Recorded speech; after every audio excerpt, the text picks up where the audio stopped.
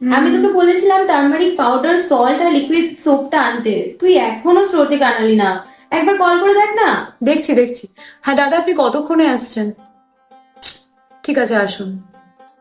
Exactly ঠিক এই কারণেই আমি না অফলাইন শপিং এ একদম ভরসা পাই না। একটা ছোট্ট প্রোডাক্টের জন্য বারবার এখন ফোন করে জিজ্ঞেস করতে হচ্ছে কতক্ষণে ডেলিভারি দেবে।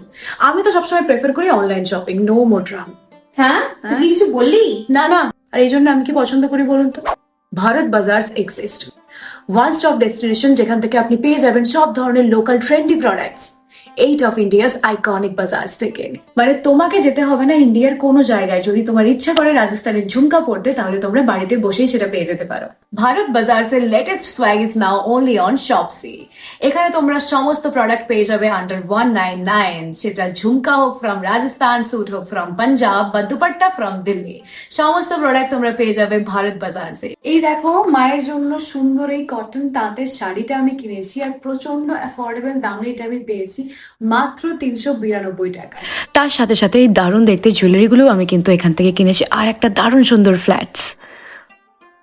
সমস্ত জুয়েলারিগুলো আমি কিনেছি গতি এলো গুজরাট থেকে, আর তার জন্য আমাকে কিন্তু গুজরাট যেতে হয়নি।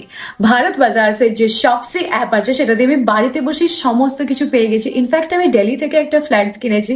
এবার তোমাদের দামটা বলি, এই জুয়েলারি সেটের দাম হচ্ছে 179, এবং ফ্ল্যাটস যেটা আমি কিনেছি দিল্লি থেকে সেটার দাম হচ্ছে 196। খুবই রিজনেবল কিন্তু।